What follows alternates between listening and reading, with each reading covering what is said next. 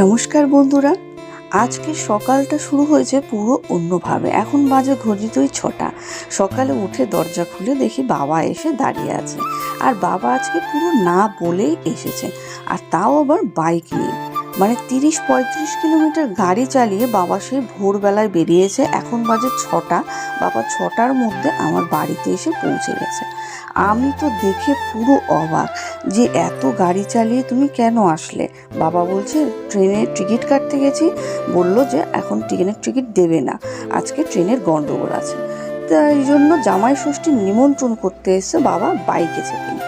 আর বাবা দেখো কি কি নিয়ে এসেছে, দেখুন এই যে এইগুলো। আর ওইটা হলো আমাদের গাছের পুঁইশাক। আর আমরা ভালোবাসি তাই কিছু আমরা। তো যাই হোক, আমি তাড়াতাড়ি করে আগে সকালের খাবার চা বিস্কুট সকালে খাওয়া হয়েছে, তারপরে বাবাকে একটু মুড়ি টুড়ি দিলাম। বাবা খেলো, ওগুলো খেতেই ভালোবাসে। আর এখন আমি সকালের রান্নাটা তাড়াতাড়ি করে বসিয়ে দিচ্ছি। এই জন্য সকালে আর বেশি কিছু করব না। আর দুপুরের জন্য সমস্তটাই একটু আগিয়ে রাখছি। ওর বাবা বাজার থেকে সবে এসছে। আর আজকে দেখুন কি লঙ্কাগুলো, একটা লঙ্কার সাইজ দেখেছেন আমার আঙুলের সমান। মানে পুরো দেখে মনে হচ্ছে ক্যাপসিকামের ছোট ভাই। তো যাই হোক, এখানে আমার শাক ভাজা, ডাল, এটা আমি ওই ডালটা করলাম হলো আমড়া দিয়ে, টক ডাল করলাম। বাবা এটাই বেশি ভালোবাসে, কিন্তু বাবা সকালে ডাল সিদ্ধটাই খায়, তাই ডাল সিদ্ধ। আর আমাদের জন্য হলো ডাল, এই টক ডাল, পেঁয়াজ ভাজা আর ডিম সিদ্ধ, পটল ভাজা, শাক ভাজা, আর বাবার জন্য একটা মাছ ভাজা। তো চলুন আগে বাবাকে খেতে দিয়ে দিই। বাবাকে খেতে দিয়েছি। এবার বাবাই বলছে দেখো তো কী কী আছে এর মধ্যে, আমাকে বলো তো। এবার লঙ্কাটা নিয়ে বলছে, এই লঙ্কাটা আমাকে দেখাও আগে। দেখুন লঙ্কাটা নিয়ে বাবা এর আবার কী খেলা। বাবা লঙ্কা ঝাল খেতে খুব ভালোবাসে, তাই বলছে নাও পুরোটা তুমি খেয়ে নাও। আর এদিকে ওকেও খেতে দিয়ে দিয়েছে। সকালের খাবার দাবারটা হয়ে গেলেই একটু বসে একটু গল্প করে চলে আসলাম দুপুরের রান্না করতে। বাবা এসছে তাই একটুখানি বসে সবাই মিলে একটু গল্পও করা হচ্ছিল। আর ও একটু গেছিলো ওর কাজে, ও এলো। তা আসার পরে আবার বাবাকে আর বাবাইকে রেখে ঘরেতে রেখে আসলাম। আর আমরা দুজনে আসলাম একটু রান্না করতে। আমার সব রান্না হয়ে গেছে, এখন শুধু মাংসটা করব। আর মাংসের জন্য এখানে প্রথমে আমি আলুটাকে লবণ আর হলুদ দিয়ে মেখে নেব, নিয়ে এবার ভালো করে আগে ভেজে নেব। আজকে এই বড় কড়াইটা বের করলাম, কারণ ওইটা আমার রোজকার রান্নার কড়াই, তো ওই কড়াইটার মধ্যে হবে না। সেই জন্য ভাবলাম এটাই বের করে নিই। এই বড় কড়াইটার মধ্যে প্রথমে আলুগুলোকে ভালো করে আমি ভেজে নেবো। আর ওদিকে ওকে আমি বললাম কি আমার আলুটা ভাজতে ভাজতে একটু মাংসটা ম্যারিনেট করে দেবে। তো বললো ঠিক আছে দাও, ম্যারিনেট করে দিয়েছি। দেখুন ও মাংস ম্যারিনেট করলে এত সুন্দর হয় না, খুব ভালো করে ম্যারিনেট করে।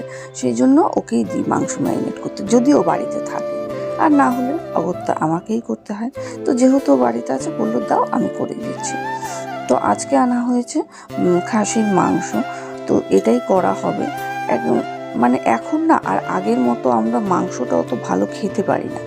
তো আজকে বাবা এসছে, বাবার জন্য করে আনা হয়েছে।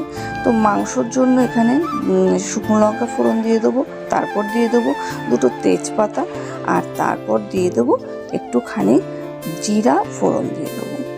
তো এগুলো দিয়ে ভাজা ভাজা হলে এবার আমি কি করব, পেঁয়াজ কুচি কিছুটা রেখে দিয়েছিলাম। আর আমি কি করি, মাংসর যখন মশলা করি তার মধ্যে পেঁয়াজের পরিমাণটা খুবই সামান্য দিই। আর এই ভাজার মধ্যে কিছুটা, মানে যখন ফোড়ন দেবো তখন কিছুটা দিয়ে দিই, আর বাদবাকিটা দিয়ে দিই যখন মাংস ম্যারিনেট করা হয়। তো এখানে আমি পেঁয়াজটাকে ভালো করে লবণ দিয়ে একটুখানি সামান্য হলুদ দিয়ে ভালো করে ভেজে নেব প্রথমে। তো ভেজে নেওয়ার পরে তারপরে যে মাংস ম্যারিনেট করা থাকবে সেটা দেবো। আর এটার মধ্যে যে মশলা ধোয়া যে জলটা আছে ওইটা একটু একটু দিয়ে নিলে পরে এই এটা ভালো একদম হয়ে যাবে, ভাজা ভাজাটা হয়ে যাবে, একটু মাখা মাখাও হয়ে যায়। না হলে এগুলো না করলে একটু ভালো লাগবে না। তো এইদিকে আমরা এই রান্না করছি, আর ওদিকে বাবাই রয়েছে ও বাবার কাছে খেলা করছে। বহুদিন পরে দাদুকে পেয়েছে, আর সে কি গল্প তার।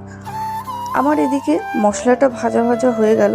এবার এর মধ্যে আমি দিয়ে দেবো এই যে মাংসটা। তো মাংসটা দিয়ে এদিকে ঘড়িতে গল্প করতে করতে বুঝতে পারিনি, সব রান্না তো সকালে আমি প্রায় করেই রেখেছিলাম, খালি মাংসটা করবো তো, তাই ভেবেছিলাম একটু বেলাতেই বসাবো। ঘড়িতে দেখছি 1:45 বেজে গেছে। আর খাসির মাংস রান্না করতে তো একটু টাইম লাগেই।